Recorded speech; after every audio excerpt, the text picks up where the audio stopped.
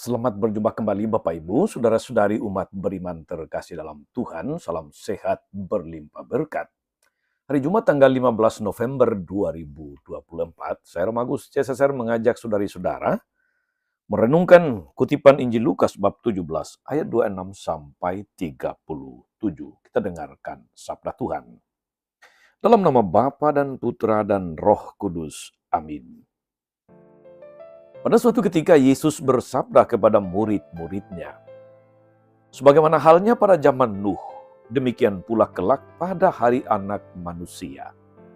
Pada zaman Nuh itu, orang-orang makan dan minum, kawin dan dikawinkan.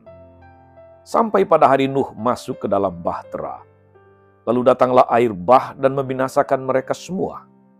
Demikian pula yang terjadi pada zaman Lot. Mereka makan dan minum, membeli dan menjual, menanam dan membangun. Sampai pada hari Lot keluar dari Sodom. Lalu turunlah hujan api dan belerang dan dari langit dan membinasakan mereka semua. Demikianlah halnya kelak pada hari Anak Manusia menyatakan diri. Pada hari itu, barang siapa sedang ada di peranginan di atas rumah, janganlah ia turun untuk mengambil barang-barang di dalam rumah. Demikian pula yang sedang berada di ladang, janganlah ia pulang. Ingatlah akan istri Lot. Barang siapa berusaha memelihara nyawanya, ia akan kehilangan nyawanya. Dan barang siapa kehilangan nyawanya, ia akan menyelamatkannya. Aku berkata kepadamu, pada malam itu, kalau ada dua orang di atas ranjang, yang satu akan dibawa, yang lain akan ditinggalkan. Kalau ada dua orang wanita yang sedang bersama-sama mengilang, yang seorang akan dibawa, yang lain akan ditinggalkan. Kalau ada dua orang wanita yang para murid lalu bertanya, "Di mana Tuhan?" Yesus menjawab, "Di mana ada mayat, di situ berkerumun burung nasar." Demikianlah sabda Tuhan. Bapak Ibu Saudara-saudari umat beriman terkasih dalam Tuhan kita Yesus Kristus. Kalau kita memperhatikan di negara kita ini, banyak rumah dinas yang dibangun oleh pemerintah, banyak fasilitas-fasilitas yang dibangun oleh negara yang tampak bagus, megah, luks pada awalnya. Orang yang mendiaminya seringkali kurang memperhatikan perawatan dan pemeliharaannya. Mengapa demikian, saudari-saudara? Karena mereka merasa bahwa properti itu bukan miliknya, bukan milik pribadi. Mereka hanya ada di situ untuk sementara saja dan harus meninggalkan properti itu jika tidak lagi berdinas, jika tidak lagi bertugas, jika tidak lagi menjabat. Saudari-saudara umat beriman terkasih dalam Tuhan. Tuhan memberi kita waktu, memberi kita kesempatan untuk tinggal di dunia ini hanya untuk sementara waktu. Saya jadi teringat akan sebuah kata bijak yang baru saya baca di internet tadi. Hidup ini adalah perjalanan, bukan destinasi. Jadi memang hidup di dunia ini bukanlah tujuan, bukan destinasi. Ini adalah sebuah perjalanan menuju kepada tujuan yang sebenarnya. Ada saat kita datang, ada saat kita pergi, ada saat kita meninggalkan dunia ini.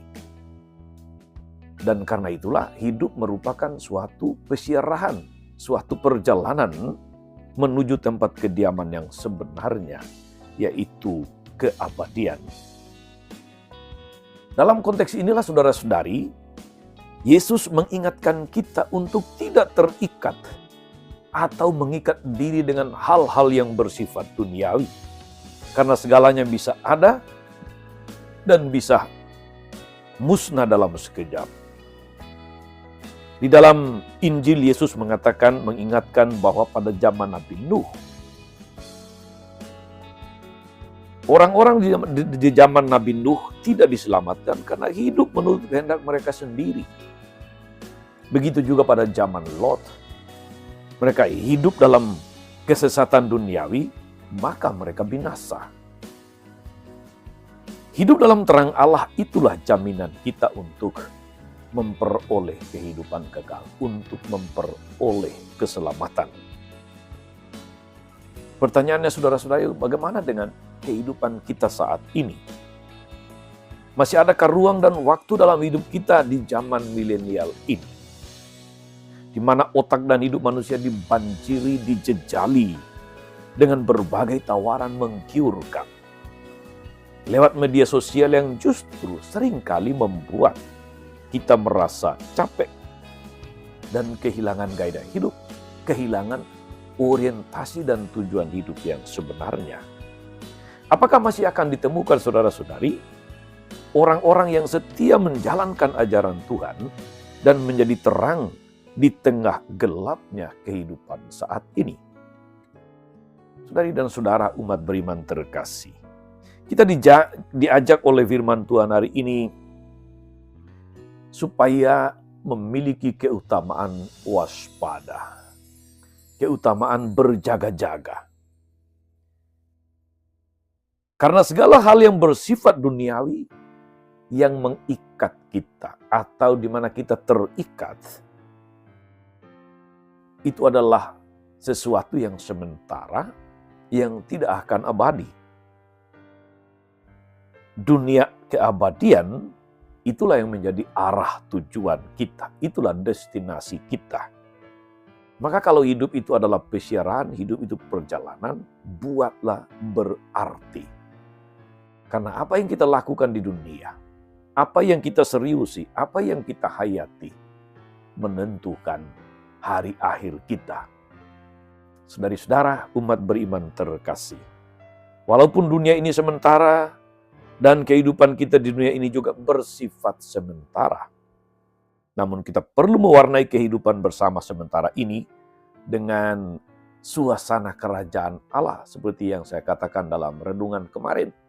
Bahwa kerajaan Allah itu bukan soal tempat, tapi suasana yang dibangun berdasarkan nilai-nilai iman, nilai-nilai ajaran Tuhan untuk kita. Maka hendaklah kita saling mengasihi satu sama yang lain, saling mencintai satu sama lain, saling care, saling peduli satu sama yang lain, saling bela rasa. Jangan pernah kemudian kita berpikir ibarat rumah dinas yang dibangun pemerintah tadi, saudara-saudari. Bahwa kita tidak perlu merawat, kita tidak perlu terlalu peduli, hanya karena itu bukan milik kita. Kita perlu merasa memiliki saudara-saudari yang lain. Kita perlu merasa memiliki dunia ini. Kita perlu merasa memiliki masa depan dunia ini, sehingga kita berusaha untuk menjaganya, merawatnya sebagai salah satu bentuk berjaga-jaga, salah satu bentuk berwaspada. Karena kita punya tujuan akhir, yaitu persatuan dengan Tuhan. Semoga saudara-saudari, dengan kesadaran ini, kita semakin memaknai hidup kita di tengah dunia sebagai suatu kesempatan untuk berjaga-jaga, untuk menanti, untuk memuliakan nama Tuhan. Tuhan Yesus memberkati. Amin. Tuhan Yesus Kristus, kami bersyukur karena Engkau senantiasa mengingatkan kami melalui kebenaran firman-Mu, bahwa hidup ini hanya sementara dan sekali saja di tengah dunia. Bahwa hidup di tengah dunia ini adalah sebuah perjalanan, bukan destinasi, bukan tujuan. Ajari dan mampukanlah kami semua untuk mewarnai dunia ini dengan cinta kasih. Supaya dengan demikian kami merasakan kebahagiaan di dunia ini dan di akhirat nanti. Supaya Engkaulah Tuhan dan Juru Selamat kami sepanjang segala masa. Amin. Saudari-saudara sekalian, berkat Allah turun atas saudara-saudari. Atas mereka yang kita doakan atau kita janjikan, doa mereka yang sakit dan menderita, segala rencana, karya, dan pelayanan hari ini, Bapa dan Putra dan Roh Kudus. Amin. Tetap sehat, teruslah menjadi berkat. Jangan lupa like, subscribe, nyalakan lonceng notifikasinya. Salam 52, Tuhan memberkati.